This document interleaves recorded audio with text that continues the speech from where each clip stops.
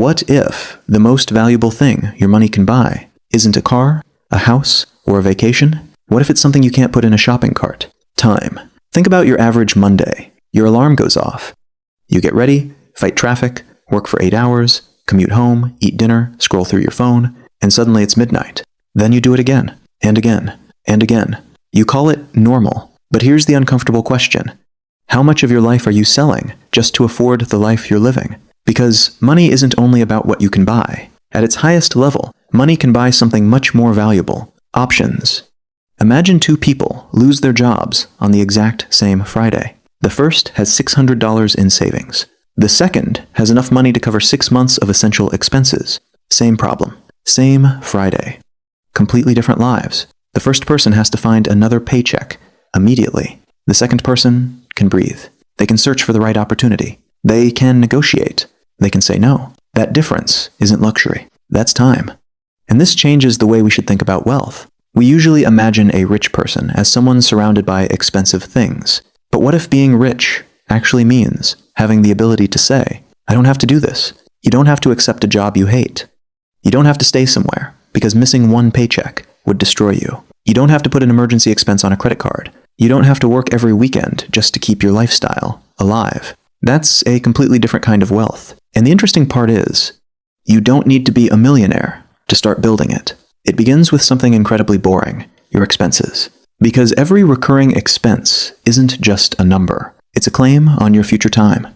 Let's say you upgrade your lifestyle by $500 every month.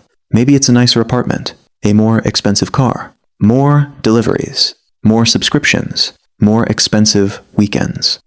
$500 doesn't sound enormous, but that's $6,000 every year. And if earning that extra $6,000 requires you to keep working, the real cost isn't $6,000. The real cost is the hours of your life required to earn it. And that's the calculation most people never make. They ask, can I afford the payment? But a better question is, how much of my future does this payment own? A $700 monthly car payment isn't just $700. It's a piece of future income, future workdays, future mornings when your alarm rings and you have to get up because that payment is waiting. And I'm not saying you shouldn't enjoy your money. You absolutely should. Buy things you genuinely value. Travel. Eat good food. Enjoy your hobbies. Help your family. Money is supposed to improve your life. The problem begins when you're spending money on things you don't even care about, just because you've become used to having them. Because there's a huge difference between spending money and buying your life back. Think about an emergency fund. At first, it's just a number, $1,000, then $5,000, then enough to cover several months of essential expenses. It doesn't look exciting, but eventually something changes. Your car breaks down, and you don't panic. Your company announces layoffs, and you're worried, but you're not immediately desperate. Someone you love needs help, and you can actually help. That money didn't just sit in an account. It bought you breathing room, and breathing room might be one of the most underrated forms of wealth. Then there's investing. People usually talk about investing as a way to become rich, but there's another way to see it. You're slowly building something that can potentially produce money without requiring another hour of your life every time. At first, it's tiny. Maybe you're investing $100 a month, then $300, then $500. For years, it might feel like nothing is happening, but something important is happening. You're slowly separating your future from your future paycheck. Your money is beginning to work alongside you. And if you stay consistent long enough, that can eventually create something incredibly valuable, the ability to buy back your time. Imagine being 50 and realizing you don't have to work until 70 just because your bills demand it.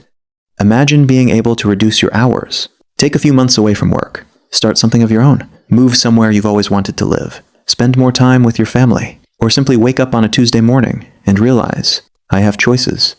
That's what you're building, not just a portfolio. Choices. But there's another side to this story. Sometimes people spend money because they're trying to escape their lives. They hate their job, so they buy something. They're stressed, so they order something. They're exhausted, so they pay for convenience. They're unhappy, so they upgrade. And again, there's nothing wrong with enjoying your money. But if spending becomes your primary way of feeling better, something dangerous can happen. You spend to escape the life you're living. Then you have to keep working to pay for what you bought, which leaves you with less time, which makes you more exhausted, which makes you spend again. And suddenly, the thing you bought for comfort becomes another reason you can't leave. That's the trap. Your lifestyle can slowly become a golden cage. And the answer isn't to stop enjoying life. It's to make sure your lifestyle doesn't become more expensive than your freedom. Because every time your income rises, you get a choice. You can increase your lifestyle, or you can increase your freedom. Imagine getting a $10,000 raise. You could turn all of it into a more expensive lifestyle. Or you could take part of it and build something that makes your future easier. Increase your savings. Pay down expensive debt. Invest. Buy back future hours. Nobody will congratulate you for that decision. There probably won't be a social media post. Your friends may never know. But 5 or 10 years later, the difference can become enormous. One person owns more things. The other owns more options. And that's the part people often miss about wealth. You don't have to wait until you're rich to start buying time. You can start now. Cancel the expense you barely use. Stop upgrading something simply because you received a raise. Build an emergency fund. Pay down expensive debt. Automate your investments. Learn a skill that increases your earning power. And most importantly, protect your time. Sometimes the smartest financial decision isn't the one that makes you the most money. It's the one that gives you more control over your life. Maybe that's living closer to work. Maybe it's buying a reliable car instead of an impressive one. Maybe it's paying for something that genuinely saves you hours every week. Maybe it's simply refusing to let every increase in income become another permanent expense. The goal isn't to maximize the amount of stuff you own. It's to maximize the amount of life your money allows you to live. Because one day, you're going to look back at the commutes, the late nights, the weekends you spent working, the mornings you desperately wanted to stay in bed. And you may realize something. You were never really trying to become rich. You were trying to become free. So yes, build the portfolio. Build the emergency fund. Increase your income. Pay off the debt. But never forget what all of it is actually for. Because the richest person in the room isn't necessarily wearing the most expensive watch. It might be the person who can leave. The person who can say no. The person who can spend a Tuesday afternoon with their family without calculating what they're losing. The person who doesn't need every paycheck just to survive. The person who has enough financial breathing room to decide what happens next. Because wealth isn't ultimately about owning more. It's about needing less from your time. And maybe that's the greatest thing money can ever buy. Not a bigger house. Not a faster car. Not another luxury.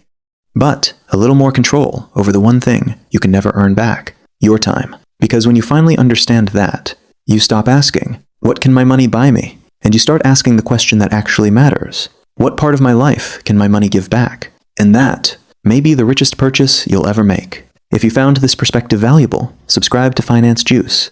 We make simple, honest documentaries about money, wealth, and the psychology behind the financial decisions that shape our lives. Because understanding your money is the first step toward taking control of your future. I'll see you in the next one.